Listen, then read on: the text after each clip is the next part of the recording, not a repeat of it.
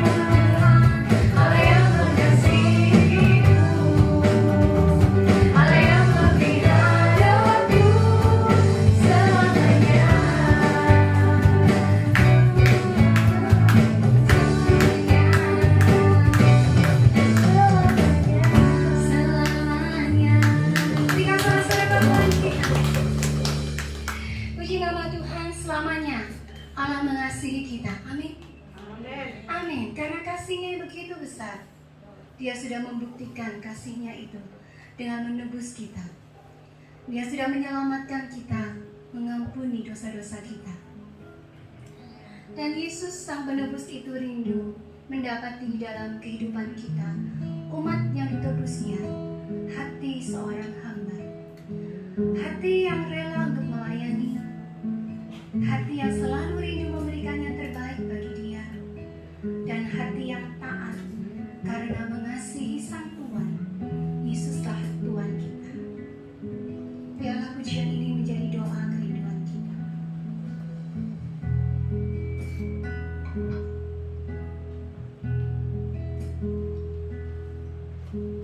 Ku tak dapat lupakan kebaikan-Nya, ku terima pengorbanan-Mu yang mulia, jadikanku berharga. Kau tulus menerima aku apa adanya. Kekuatan kasih-Mu nyata memulihkan hidupku. Kau bukan Tuhan yang melihat luka, Kau bukan Tuhan yang memandang harta. Hati hamba yang selalu Kau cari, biar Kau temukan di dalamku. Selama ku hidup, ku mau menyembah-Mu, sebab Engkau sangat berarti bagiku. Yang terbaik yang ada padaku, ku persembahkan kepadamu, Yesusku. Mari kita bangkit berdiri bersama-sama. Kami tak dapat lupakan, tak dapat lupakan kebaikan-Nya, ku terima pengorbanan-Mu yang mulia, jadikanku berharga. Kau tulus menerima aku apa adanya.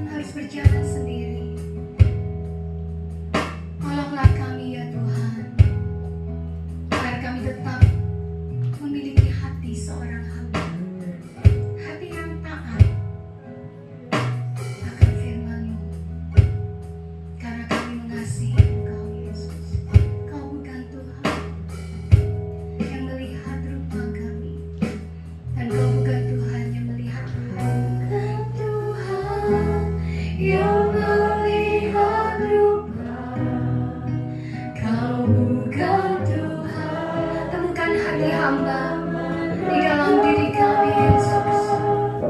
Hati hamba selalu kau cari, biar kau temukan. Ajar kami untuk setia selama ku hidup mau menyembahmu. Sebab Engkau sungguh ya Tuhan, Engkau ya Tuhan yang berarti dalam kehidupan kami. Ya Yesus, ya Tuhan, ku persembahkan kepadamu. Kau bukan Tuhan yang melihara, Kau bukan Tuhan yang memandang harta. Hati hamba yang selalu kau cari, biar kau temukan di dalamku. Selama ku hidup, ku mau menyembahmu. Sebab Engkau sangat berarti bagiku. Yang terbaik yang ada padaku, ku persembahkan kepadamu.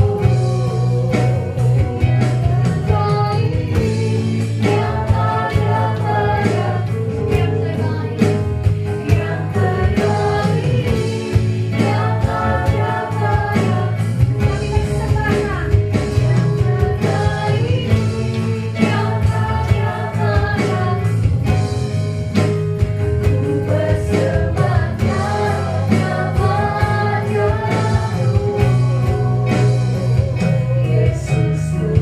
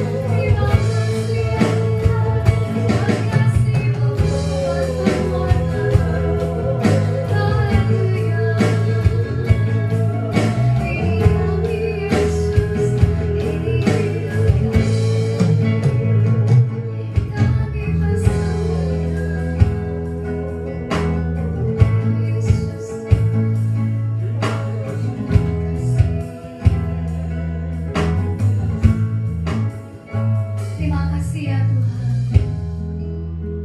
Terima kasih ya Yesus. Kehadiran-Mu itulah yang menyukakan hati kami. Kehadiran-Mu itulah yang menguatkan kami kembali ya Tuhan. Sentuhan-Mu itulah yang mengobati setiap luka kami. Kasih-Mu itulah yang menghibur kami ya Yesus. Di saat kami sendiri, di saat kami merasakan kesepian, Engkau selalu hadir, Engkau selalu menopang kami. Kami bersyukur ya Tuhan untuk hari ini. Kami bersyukur ya Tuhan, kami bisa berjumpa dengan Engkau. Kau berikan kami kesempatan lagi ya Tuhan, untuk kami boleh lebih mengenal akan kehendak-Mu melalui firman yang akan kami dengar pagi hari ini. Berbicaralah ya Tuhan buat setiap kami, dan pakailah hamba-Mu. Melalui beliau, Engkau hadir, Engkau berkata-kata, Engkau menyampaikan pesan buat kami semua. Di dalam nama Tuhan Yesus kami berdoa dan kami mengucap syukur untuk pagi ini. Di dalam nama Yesus, haleluya, sama-sama kita katakan, amin. Selamat pagi Bapak dan Ibu, teman-teman. Puji Tuhan, kita kembali berjumpa dan kita akan belajar firman Tuhan. Kalau minggu lalu itu adalah tentang pahlawan iman, Ibrani pasal 11, maka pada pagi hari ini kita akan belajar bersama-sama dari Ibrani pasal 12 ayat 1. Satu bagian selanjutnya dari saksi-saksi iman. Kalau Alkitab Bahasa Indonesia menerjemahkan judul dari pasal 11 ini adalah saksi-saksi iman. Mari kita lihat pasal 12 ayat 1. Demikian firman Tuhan. Karena kita mempunyai banyak saksi bagaikan awan yang mengelilingi kita, marilah kita menanggalkan semua beban dan dosa yang begitu merintangi kita dan berlomba dengan tekun dalam perlombaan yang diwajibkan bagi kita. Nah, Bapak, Ibu, dan Saudara, ini ada kaitannya dengan Ibrani pasal 11, dan supaya kita mendapatkan gambaran yang cukup baik tentang Ibrani, mari kita lihat ya, Ibrani ini adalah sebuah kitab yang unik. Ya, kitab yang tidak ada penulisnya, tidak menyebutkan siapa penulis dari surat ini ya, surat kepada orang Ibrani ini. Namun beberapa yang melihat isi konten dan gaya bahasa dan seterusnya merujuk ya, beberapa, walaupun masih dalam belum ada kepastian, tapi lihat dari tema Ibrani itu adalah Kristosentris, bicara tentang Kristus, tentang Yesus berulang-ulang, dan itu adalah yang lebih baik dari, jadi perbandingan itu menunjuk pada tipenya Paulus. Surat-surat Paulus berbicara tentang Kristosentris yang begitu kuat, namun gaya bahasanya mirip Lukas. Jadi ada kemungkinan idenya dari Paulus, penulisnya Lukas yang menulis Injil Lukas dan Kisah Para Rasul. Tetapi ini baru dugaan gitu ya, dengan bukti-bukti penulis yang lain. Nah, coba kita lihat ya sekilas, kalau Bapak Ibu ada Alkitab baik elektronik maupun yang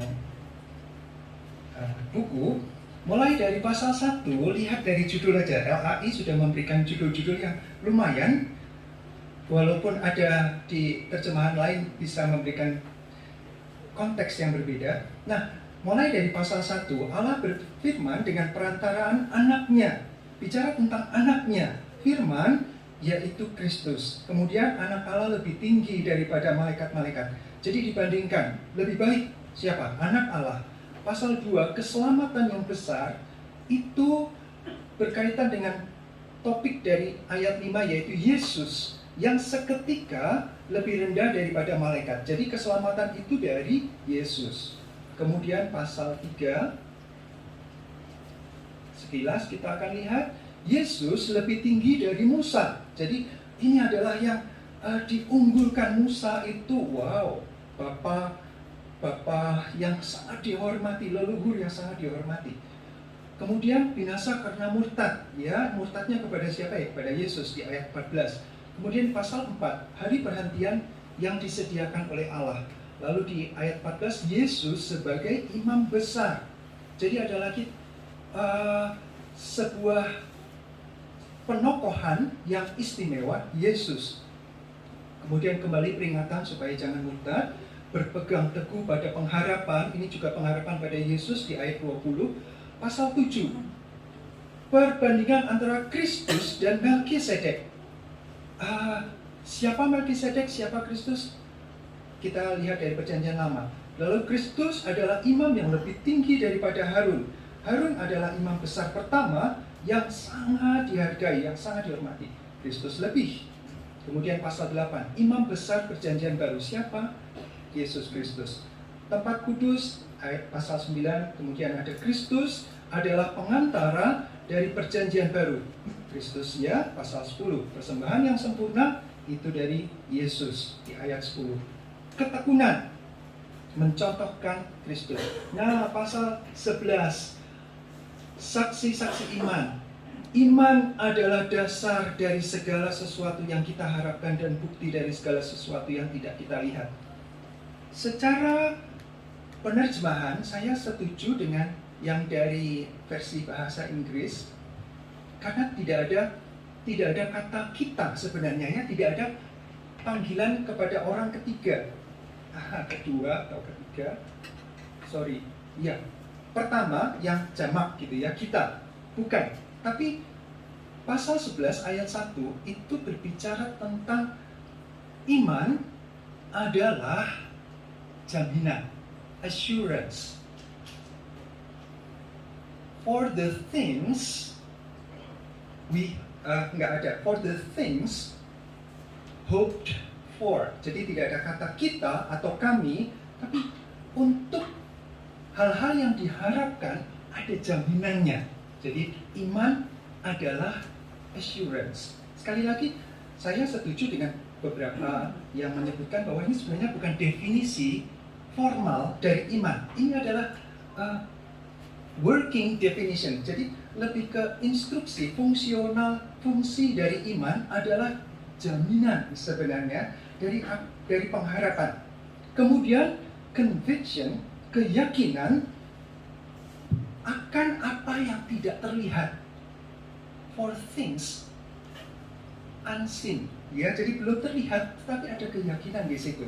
Nah, itulah kemudian ditonjolkan tokoh-tokoh mulai dari Abraham, ya, mulai dari tokoh-tokoh iman yang minggu lalu sudah disebutkan, pahlawan-pahlawan iman.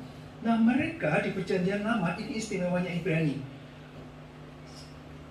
Kitab Ibrani menyebutkan 86 kali penyebutan dari Perjanjian Lama. Jadi ada banyak sekali. Surat yang lain, kitab yang lain tidak sebanyak itu gitu ya. Jadi kita tahu bahwa Paulus itu orang yang sangat mendalami Perjanjian Lama. Dia dididik oleh seorang guru besar yang istimewa. Jadi ini murid, saya bisa mengatakan menurut saya ini orang yang jenius lah ya. Dia punya banyak kelebihan dan dia punya banyak detail tentang Perjanjian Lama. Dia sebutkan. Ibrani punya keistimewaan, ada banyak yang merujuk pada Perjanjian Lama. Nah, Perjanjian Lama itu orang-orang yang belum mendapatkan melihat sendiri Kristus hadir di dunia. Belum. Jadi itu jauh zamannya Adam, ya, Habel, di situ disebut jauh sekali ribuan tahun sebelum Yesus ada. Tetapi mereka sudah punya assurance, mereka sudah punya conviction. Jadi ada keyakinan, ada jaminan yang tidak dilihat, pengharapan jauh di sana ada Mesias. Nah, kemudian disebutkan pahlawan-pahlawan iman ini dengan mengacu dengan pemahaman bahwa mereka juga belum lihat. Mereka belum lihat. Buktinya di ayat 13. Ibrani pasal 11 ayat 13 ya. Di situ disebutkan. Ini bagian yang terpisah dari di atasnya itu sebut tentang tokoh-tokohnya. Kemudian setelah ayat 16 itu tokoh-tokoh lagi. Nah, ayat 13 sampai 16 dari Ibrani 11 itu tengah-tengahnya unik. Di sini tidak ada tokoh, tapi disebutkan begini. Dalam iman, yang tadi ada assurance ya, jaminan dan keyakinan. Dalam iman, mereka semua ini telah mati. Jadi akhirnya mereka mati ya, sebagai orang-orang yang tidak memperoleh apa yang dijanjikan itu. Jadi benar-benar mereka tidak dapat. Janji itu tidak dapat. Namun, yang hanya dari jauh melihatnya. Jadi melihat dari jauh sekali. Habel itu ribuan tahun. Tapi mereka, orang-orang ini, Perjanjian Lama ini punya jaminan, punya keyakinan. Lah, ini di pasal 13 ada 3 kata kerja ya. Dari jauh melihatnya, melihat dari jauh. Kemudian melambai-lambai kepadanya, ini melambai-lambai terjemahannya bisa macam-macam nih ya. Greetings, greeted, ya, memberi salam dari jauh juga, ya. Jadi melihat dari jauh lalu memberi salam, nggak masuk di perjanjian itu, belum. Dan yang mengakui, ya,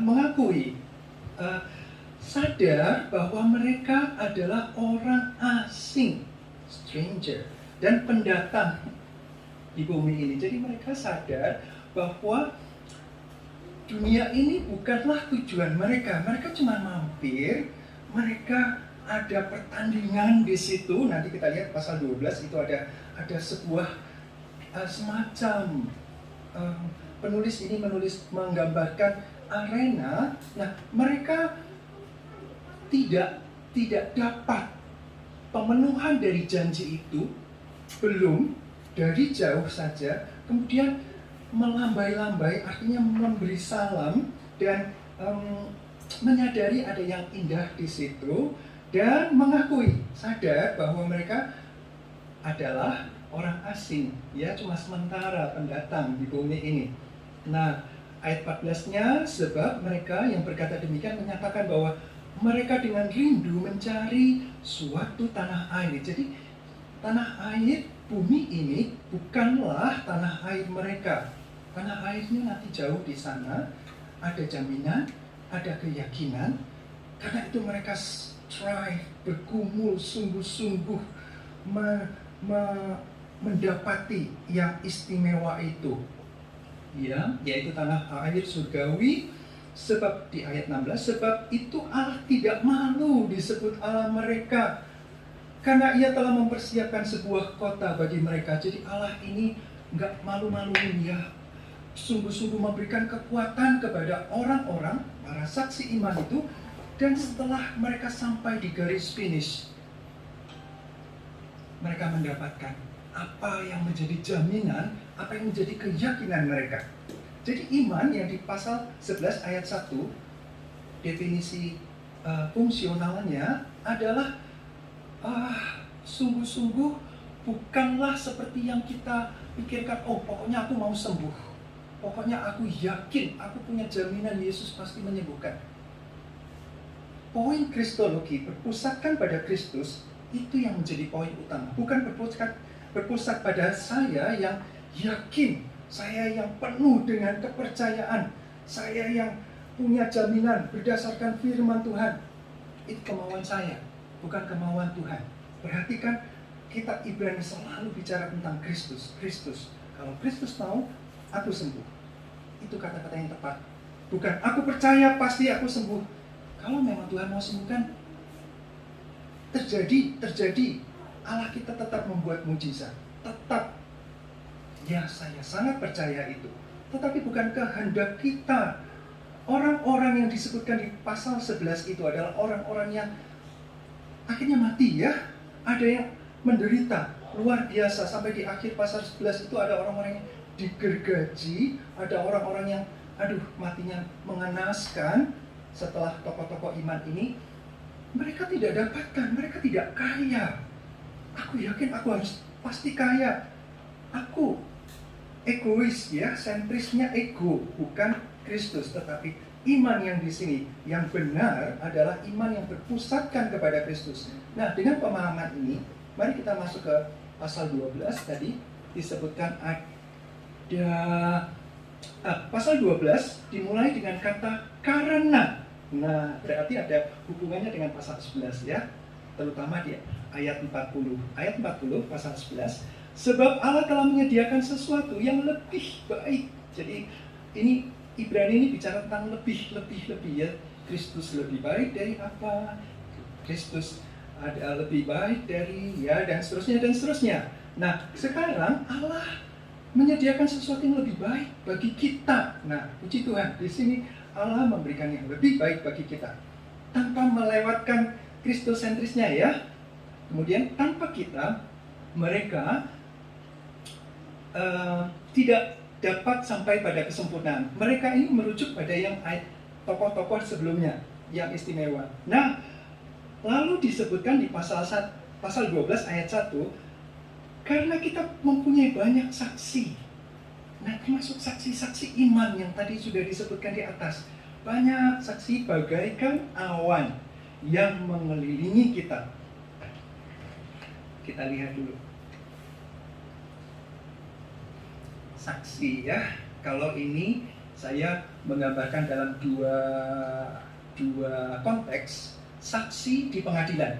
Bapak Ibu tentu pernah lihat bagaimana pengadilan berjalan dan ada saksi-saksi. Ada dua tipe sifat dari saksi. Yang pertama adalah saksi yang menguatkan yang sedang diadili. Jadi saksi yang mengatakan, dia itu benar, dia itu melakukan itu karena apa-apa. Jadi saksi yang menguatkan posisi dari yang sedang dihakimi, yang sedang diadili. Tipe saksi yang kedua bersifat saksi yang memberatkan. Jadi memang akhirnya ada yang tidak suka atau yang mempunyai bukti-bukti tentang kesalahan itu dibeberkan oleh para saksi yang memberatkan dengan data, dengan fakta, dengan bukti dan seterusnya. Maka saksi-saksi yang memberatkan ini akan membuat hakim memutuskan sesuai dengan bukti yang ada, data yang ada, hukuman yang setimpal dengan kesalahan yang dibuat oleh terdakwa yang sedang diadili. Jadi saksi, kita bayangkan, saksi itu banyak. Ya, selain saksi iman yang mendukung, juga ada saksi yang memberatkan, yang kontra. Nah, skenario kedua adalah di dalam gelanggang. Wah, kalau gelanggang, Bapak Ibu, teman-teman suka lihat olahraga apa yang sedang dipertandingkan. Bulu tangkis misalnya, kita suka sekali bulu tangkis ya. Dengan tokoh-tokoh pebulu tangkis istimewa dari Indonesia, kalau itu mereka sedang main, kita lihat, kita akan merasa lebih tegang dari mereka. Ya, nilai berkompetisi begitu ya, begitu tipis. Aduh, kita berdoa, kita merasakan lebih sakit gitu ya kalau kalah daripada yang main gitu ya, sampai apapun direlakan untuk kalau bisa menang, ya bertaruh dan seterusnya. Nah, kalau ini adalah gelanggang berlari, maka orang-orang yang menyaksikan di samping, yang berlari dengan lintasannya, itu juga ada saksi penonton yang ayo semangat, sedikit lagi, ayo jangan mau kalah dan seterusnya. Tapi ada penonton yang lain yang tidak suka bilang apa? Ya, kamu pasti kalah, lihat larimu pincang-pincang begitu dan seterusnya. Jadi ada dua juga jenis sama. Ada yang mendukung, ada juga yang ingin menjatuhkan. Nggak mungkin, dia itu ya, pelari itu disebut kilat. Karena larinya cepat sekali, nggak mungkin kamu bisa menang. Nggak mungkin. Nah, jadi sama-sama dengan sifat yang sama, saksi ada yang mendukung, menguatkan, pro, ada juga yang memberatkan, yang melawan, yang kontra. Nah, saksi ini marturion, kata marturion dalam Perjanjian Baru muncul 9 kali. Saksi itu martus, tetapi dalam konteks ini disebut marturion. Marturion ini juga bermakna umum. Karena begini, pada suatu ketika pada saat Yesus sedang diadili oleh Imam Besar Kayafas, Imam Besar itu bertanya gini, pertanyaannya menarik. Apakah kamu Mesias, Kristus, anak Allah yang hidup? Perhatikan, pertanyaannya adalah apakah kamu Mesias, Kristus, anak Allah yang hidup? Nah, Yesus menjawab begini, kamu yang mengatakannya, dan kamu akan melihat anak manusia. Nah, jawabannya bukan anak Allah, pertanyaannya kamu enggak, kamu anak Allah atau bukan? Yesus menjawabnya, kamu akan melihat anak manusia duduk di sebelah kanan yang maha kuasa dan akan turun dengan awan-awan. Wow, jawaban yang menarik kalau itu dibahas ya. Namun jawaban itu cukup bagi Kayafas. Dia menyobek jubahnya, merobek dan berkata dia sedang menghujat. Perlu saksi apa lagi? Saksi, marturion. Persis seperti yang kata ini terpakai di Ibrani 12 ayat 1. Jadi ada saksi yang sama-sama mendukung dan ada yang memberatkan. Kayafas pada saat itu menyebut kata saksi, dan itu ada beberapa kali, ya, baik itu di pengadilan settingnya atau yang di gelanggang. Paulus juga menggunakan kata ini. Nah, sekarang kita lihat bahwa saksi itu ada yang mendukung kita. Dan itu banyak sekali. Dan ada yang memberatkan kita, dan itu juga banyak sekali, bagaikan awan. Ya, di sini ada sebuah ilustrasi bagaikan awan. Nah, ini unik juga, saya suka karena ketika di Batam saya mengajar tentang awan. Ya, mungkin teman-teman dari Batam yang sekarang melihat online juga bisa masih ingat saya mengajar tentang awan, ya. Awan itu yang paling istimewa adalah cumulonimbus. Awan yang tebal, awan yang tinggi, dan awan yang penuh dengan muatan listrik. Dan itu adalah awan yang paling ditakuti oleh para pilot. Kenapa? Karena banyak muatan listrik statis yang membahayakan. Bagaimana ada listriknya dari mana? Nah, teorinya adalah uap air naik, kemudian mengumpul, kemudian menjadi butiran-butiran air, ya, karena banyak, ya, karena tekanan dan seterusnya. Ada yang di atas, karena itu mengumpul banyak. Cumulonimbus itu yang besar dan tinggi, sampai berapa kilo di atas, begitu ya, menjulang tinggi, lalu tebal, ada kristal es di atas. Makin atas makin dingin. Tetapi uap air itu karena hangat naik. Nah, di situ ada gesekan antara kristal es dan butiran air di dalam awan itu, dan wah, itu kacau balau di situ, sehingga gesekan itu menimbulkan seperti listrik statis. Yang seperti baterai ini, yang di atas itu positif. Jadi awan kalau sudah tebal, tinggi, yang atas itu muatannya positif, yang bawah itu muatannya negatif. Nah, bumi, bagian-bagian yang tinggi itu muatannya positif. Nah, karena ininya di bawah negatif, dari tanah menjulang bangunan-bangunan atau orang, ya, atau payung, karena itu metal, yang nanti bisa kalau ini sudah banyak sekali muatannya, lalu meluncurkan kilat, dan itu membahayakan sekali. Di dalam awan itu sendiri juga ada banyak kilat, plus dan minus. Jadi ada banyak korsleting di situ, ya. Kalau pesawat masuk sangat tidak terjamin. Kalau kita awan biasa aja, kalau pesawat lewat itu turbulensi, ya. Ada jujur. Nah, itu berbahaya sekali, apalagi kalau tebal. Pilot dengan radarnya pasti tahu, oh ini berbahaya. Mau naik ke atas, kalau ini nggak cukup tinggi sekali, ke samping, memutar. Kalau itu ada di tempat landasan yang harusnya dia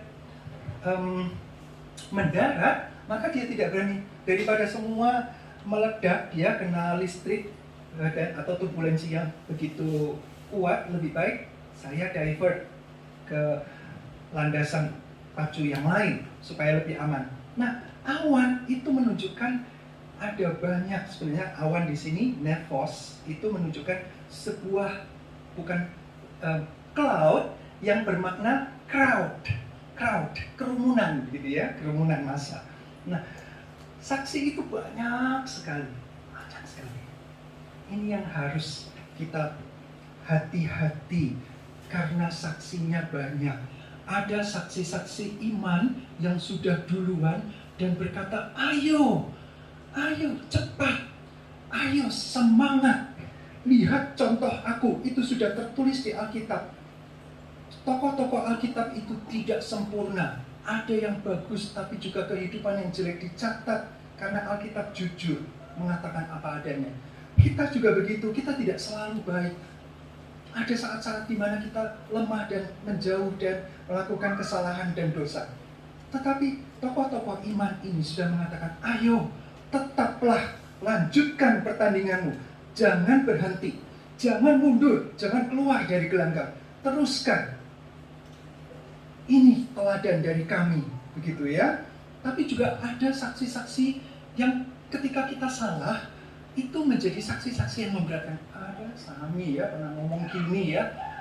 Nah, itu kata-kata yang diingat dan akhirnya terus dituduhkan kepada saya supaya saya makin jatuh, supaya saya lemah, supaya saya akhirnya mundur dari gelanggang pertandingan itu. Ada saksi yang dimana saya ketika muda kasar dan jahat dan melakukan hal-hal yang tidak baik. Mereka ketika besar, ketika saya sudah besar, kembali mengadili saya. Jadi saya merasa, aduh, sudah ikut Tuhan, sudah melayani Tuhan, tetap disalahkan, tetap dituduh. Tidak jauh siapa saksi yang paling dekat dengan kita. Pasangan hidup, Bapak Ibu yang sudah menikah, pasangan hidup yang paling tahu siapa saya, siapa kita. Ayah kita, ibu kita yang dulu mendidik kita dari kecil, tahu kelemahan kekuatan kita sampai besar, lalu orang tua kita sudah tidak mampu, masihkah kita juga mengasihi dan merawat dan membalas cinta kasihnya? Atau mereka jadi saksi yang akhirnya merasa kamu dari kecil dibesarkan, sudah besar melupakan orang tua. Atau anak kita, bagaimana kita mendidik anak kita dengan kata-kata, mereka saksi yang paling baik ya. Jadi kalau mau tahu orang tua, tanya anak. Anak-anak lebih jujur. Waduh, papa itu ya, marah-marah terus di rumah. Di luar bagus, wah dicintai banyak orang. Di rumah marah-marah terus. Jadi kalau mau tahu, tanya anak atau pembantu. Pembantu juga sangat tahu. Nah, itu saksi-saksi yang bisa membuat kita akhirnya saksi-saksi yang memberatkan. Dan itu ada di sekitar kita. Ketika kita melihat seolah-olah di pasal 11 itu, kita yang sedang melihat pahlawan iman ini bertanding. Kita menyaksikan, kita sebagai saksi, dan ada banyak di sekitar kita. Ada yang wow hebat, ada yang jelek, dan seterusnya. Kita masuk yang mana? Dan pada setelah kita melihat itu dan menyadari bahwa kita pun ada di dalam lintasan lari itu, ada banyak yang mendukung kita, sekaligus ada banyak saksi-saksi yang menghalangi kita dan berusaha menjegal kita karena kita melakukan kesalahan. Tentu teladan yang pertama, yang utama adalah Kristus. Itu tadi, Kristuslah pemenang di atas segala pemenang, the champion of the champions. Dan dialah yang mendapatkan mahkota dari Allah Bapa.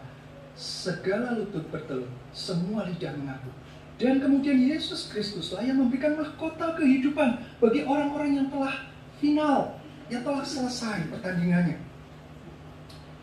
Dan kata-kata dari pasal 12 ayat 1 ini, penulis menyebutkan, marilah kita menanggalkan semua beban.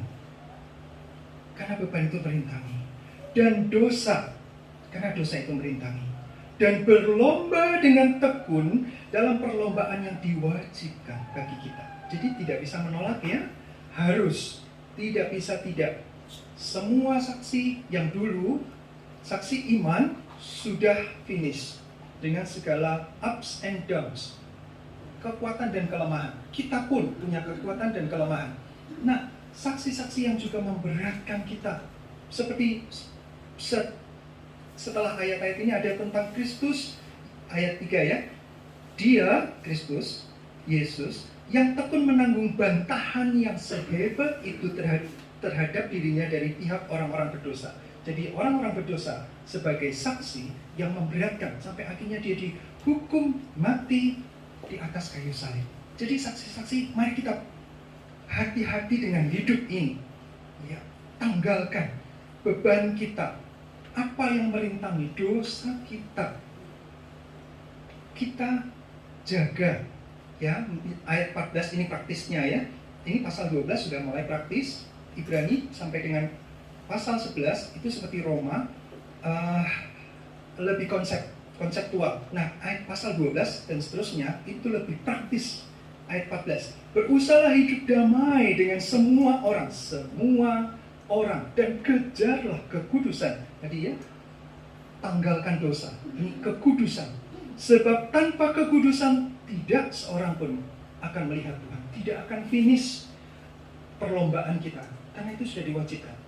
Jagalah, ayat 15, supaya jangan ada seorang yang menjauhkan diri dari kasih karunia Allah, agar jangan tumbuh akar pahit yang menimbulkan kerusuhan dan yang mencemarkan banyak orang. Lihat, banyak orang.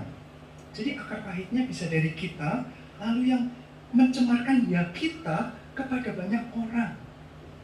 Berbahaya sekali kalau kita merasa seolah-olah, oh saya hidup sudah cukup baik dan seterusnya, saya nggak peduli dengan orang lain, saya mengejar comfort zone, zona nyaman yang tebal dan yang pokoknya saya aman, anak-anak saya semua nanti punya masa depan, tabungan sudah cukup dan seterusnya, lalu kita tidak peduli dengan hidup. Maka Tuhan mengingatkan, nasihat, tapi ini juga perintah supaya kita berhati-hati.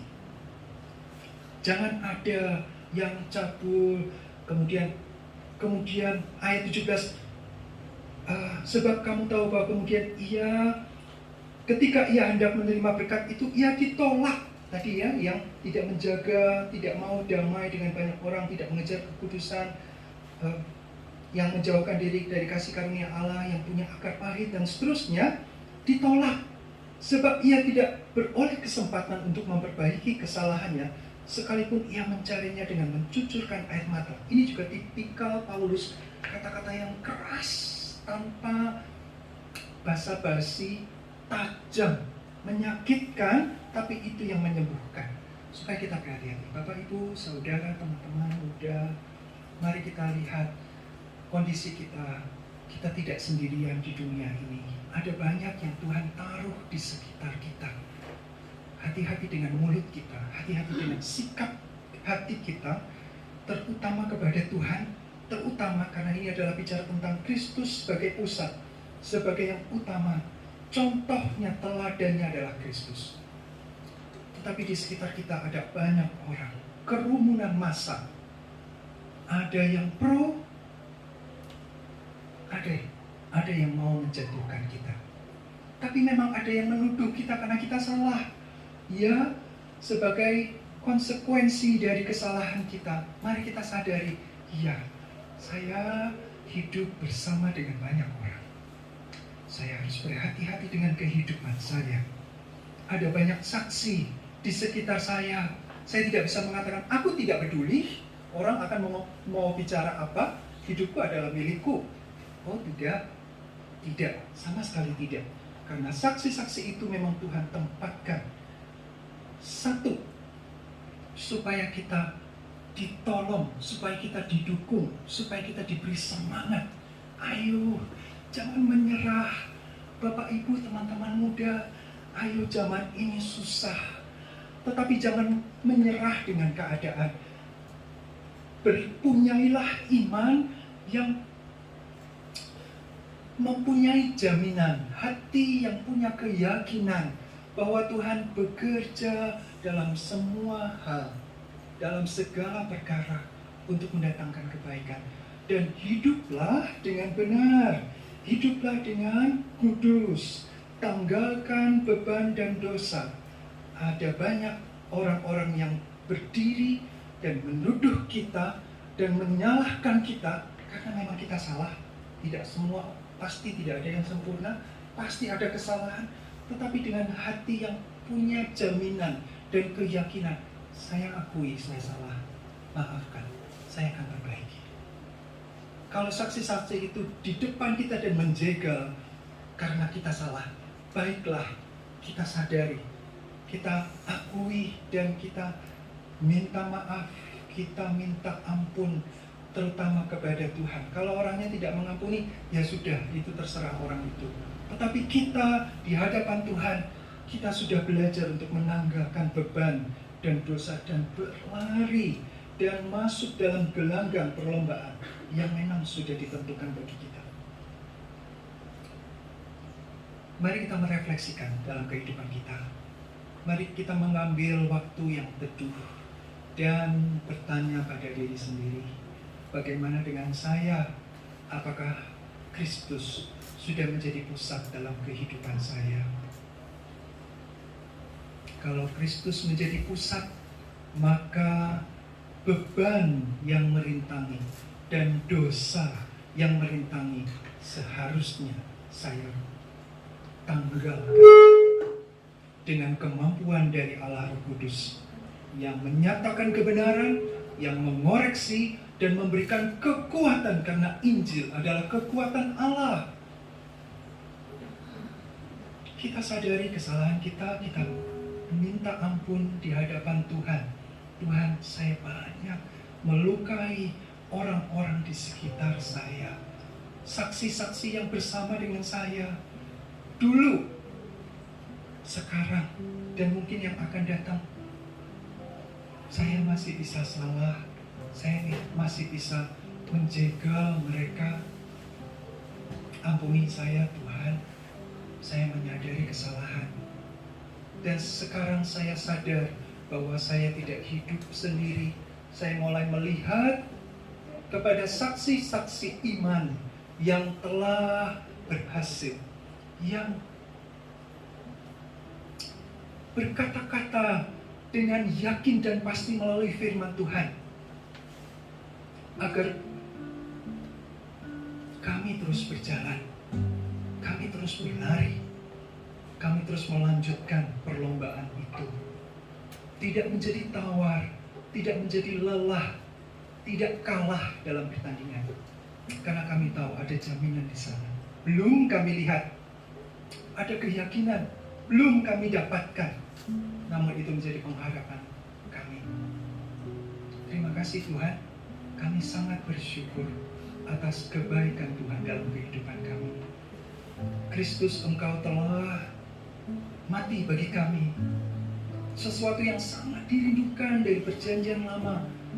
Mereka hanya melihat, mereka hanya mendapatkan nubuat, mereka hanya bisa membayangkan. Tetapi di perjanjian baru, kami hidup di perjanjian baru, kami sudah melihat ada firman Tuhan yang jelas menyatakan bahwa Engkau datang sebagai Mesias. Engkau hidup memberikan teladan. Namun karena kasih, Engkau rela orang-orang menghukum sehingga mati di atas kayu salib. Dan itu karena kami Tuhan, itu karena Engkau mengasihi kami dan rela dengan ikhlas menanggung dosa, hukuman dosa kami. Terima kasih Tuhan. Dan kebangkitan dan kenaikan Engkau ke surga menyatakan kemenangan, ada jaminan, ada kepastian, dan itulah yang kami rindukan. Itulah iman kami Tuhan, di dalam Engkau, supaya kami hidup benar, supaya kami juga mendapatkan anugerah yang besar. Kami bukan hanya melihat melambai dari jauh, tetapi kami masuk dalam tanah air surgawi yang sudah Engkau janjikan itu Tuhan. Terima kasih, sangat indah anugerah Tuhan. Dan biarlah kami dalam kehidupan ini, kami memandang di sekitar kami Tuhan, dan kami memberikan kepedulian, kasih. Kami mengatakan hal-hal yang baik tentang Engkau kepada mereka. Kami mewujudkannya dalam tindakan kami. Kami menghidupi kebenaran itu Tuhan. Dan kami ingin juga menjadi saksi bagi orang-orang lain. Saksi yang mendukung, saksi yang menyemangati, saksi yang memberikan hidup, yang saling menolong Tuhan. Terima kasih, terima kasih. Pada saat ini kami berdoa juga untuk sahabat-sahabat kami yang sakit Tuhan, yang menderita kelemahan tubuh. Kami teringat ibunda dari Bu Putri yang saat ini sedang dirawat di rumah sakit, Tuhan tolong kiranya anugerah Engkau, belas kasih Engkau Tuhan menyentuh, memberikan pemulihan dan kehendak Engkau yang sempurna melalui kejadian ini, membawa orang-orang sekitar bersandar sepenuhnya kepada Engkau Tuhan. Engkaulah tumpuan harapan kami, karena di dalam Engkau ada jaminan dan ada keyakinan yang teguh. Terima kasih Tuhan, kami bersyukur untuk pimpinan Tuhan dan hidup kami. Kiranya Tuhan tolong supaya kami menghidupi hari demi hari dengan orang-orang yang Tuhan tempatkan di sekitar kami Tuhan. Pasangan hidup, orang tua, anak-anak kami Tuhan, rekan sekerja, rekan mahasiswa, pelajar. Tuhan tolong supaya kami menjadi berkat bagi mereka, supaya kami menyatakan kedamaian, supaya kami menjadi saksi yang menyatakan kabar baik Engkau Tuhan. Terima kasih. Kami akan kembali kepada kehidupan kami sehari-hari dan menerima berkat dari Engkau. Maka Allah damai sejahtera yang oleh darah perjanjian yang kekal telah membawa kembali dari antara orang mati Gembala Agung segala domba, yaitu Yesus Tuhan kita, kiranya memperlengkapi kamu dengan segala yang baik untuk melakukan kehendak-Nya dan mengerjakan di dalam kita apa yang berkenan kepadanya oleh Yesus Kristus. Bagi Dialah kemuliaan sampai selama